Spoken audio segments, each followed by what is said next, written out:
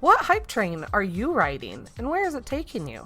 After seeing the latest trend pop up on social media, the FaceApp, I was reminded of a childhood game I played whenever I went to my friend Becky's house. It was called Lemmings. Lemmings is a puzzle platformer video game that was popular in the early 90s. The goal was to guide a certain percentage of these green-haired, blue-robed lemmings from the entrance to the exit by clearing or creating a safe passage through the landscape.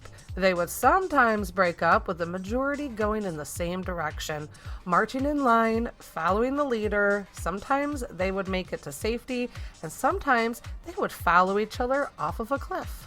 I'm reminded that as humans, we may often resemble those robed lemmings of my childhood game. I find myself wondering who the leader of certain trends are and why people choose to follow first and ask questions later. I am boggled by how fast the hype train takes off and builds momentum. Sometimes they start with an internet challenge, with one famous person challenging another to do something, and then we follow suit. In the case of FaceApp, NBC News confirmed this in an article stating, FaceApp, a more than 2-year-old app created by a Russia-based developer, has seen a recent spike in use due to some celebrities and influencers taking part in the FaceApp Challenge. We are not always influenced into doing sketchy things by celebrities and influencers. Sometimes we are influenced for a good cause. I still wonder, though, why we comply at all. Why do we participate? I do recognize it is entirely circumstantial and something we experience from a young age. Is it our need to fit in? Is it our desire to not be left behind? Are we genuinely amused or entertained? Do we not even care enough to wonder why we are doing something? Or do we just, dive in? One thing I do find interesting is that without a hefty amount of participants sharing and promoting and participating, many of these trends wouldn't get off the ground in the first place. So we are definitely a catalyst, in my opinion. All of these hype trains made me wonder, if we are so quick to run and watch the latest movie, download the latest game, or snap a selfie with the latest filter so we can join the masses and share it on social media, what will we do when false messiahs and false prophets come and claim to be Jesus? I can hear some of you now, whoa, whoa, whoa. That escalated quickly. Yeah, I know. The question, though, may convict you as it did me. But it is a valid question because it's so convicting. I'm not one to sugarcoat stuff or avoid heavy topics. But I honestly felt God asking me this question too, and I was immediately reminded of these Bible verses. Matthew 24, verses 3 through 5. This particular translation is from the New International Version. As Jesus was sitting on the Mount of Olives, the disciples came to him privately. "Tell us," they said, "when will this happen? And what will be the sign of your coming and of the end of the age?" Jesus answered, "Watch out that no one deceives you, for many will come in my name claiming I am the Messiah and will deceive many." Jesus continues to educate us in Matthew chapter 24, verses 23 to 26 by saying, "At that time, if anyone says to you, 'Look, here is the Messiah,' or 'There he is,' do not believe it. For false messiahs and false prophets will appear and perform great signs and wonders to deceive, if possible, even the elect.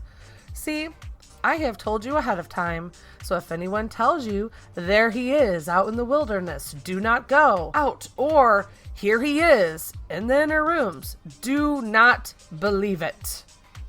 So, when these warnings from Jesus come to fruition, I wonder how fast that internet trend will take off. Will we toss the advice that Jesus just gave us in the Bible out the window and rush to see the false messiahs and false prophets so we can post about it on social media? Will the FOMO, the fear of missing out, start to set in and overpower any biblical advice we have been given, even by Jesus himself?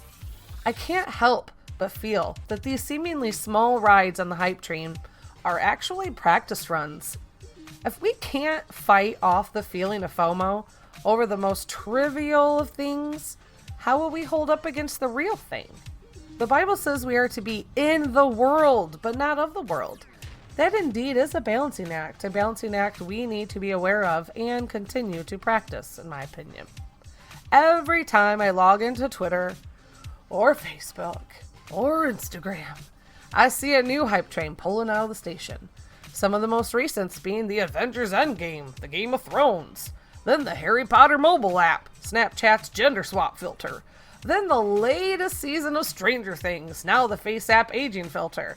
I know the hype will never fully come to an end as long as our values match the world's values more than we value making wise choices and being informed. Don't get me wrong, some things are just innocent fun and fandom, and others not so much. Another Bible verse came to mind in Hosea chapter 4, verse 6. This is out of the New King James translation. The Lord warns us, saying, "My people are destroyed for lack of knowledge, because you have rejected knowledge. I will also reject you from being priests for me, because you have forgotten the law of your God. I will also forget your children." A lot of times we still value being included, even when we have been warned by credible sources. And that is the problem I feel is at the core of this. If we reject knowledge on the small scale, will we do it on the larger scales coming in the future? With the latest boom of the FaceApp, many privacy concerns were brought to light, yet social media feeds continue to flow steady with geriatric FaceApp selfies. The fact that the app is a Russian-based app had many concern with privacy risks too. There has since been numerous articles and reports on these privacy concerns. One I read on Slate.com pointed out that when you use the app, you grant the Russia-based firm Wireless Lab a lot of rights, and those rights include a perpetual, irrevocable, non-exclusive, royalty-free, worldwide, fully paid, transferable, sublicensable license to use, reproduce, modify, adapt, publish, translate, create derivative works from, distribute, publicly perform, and display your user content without compensation to you.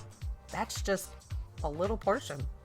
The Slate article went further by pointing out that basically means that FaceApp can do whatever it wants with your photos.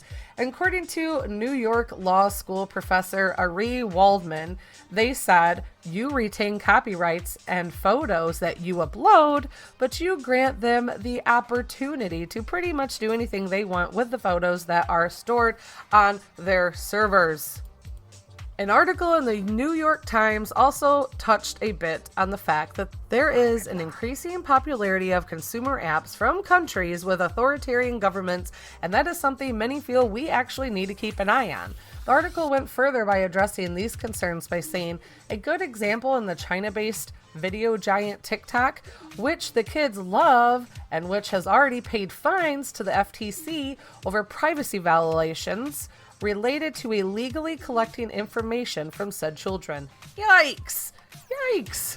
So often we overlook the small print and the user agreements when we sign up for these mobile games and apps and social media sites. But what user agreements are we overlooking in our Christian life? Are we learning where the devil may be hiding in the details? Are we going to use whatever knowledge we are given so that we can make educated decisions, so we are not destroyed by our lack of knowledge? I feel these are little hurdles we have to be able to jump over. A testing ground. If we can't fight the FOMO over a dumb selfie filter, we were warned over and over again not to use, and we still used it. How will we stand up against false prophets and messiahs? You may feel that that is a stretch. You may not see the big picture, or you know what? You may actually see the correlation I am trying to make. Are we being groomed to follow the flow? Should we use these situations to test our ability to not follow the world? I think so. As followers of Jesus Christ, I think we can all agree Jesus did not follow the flow.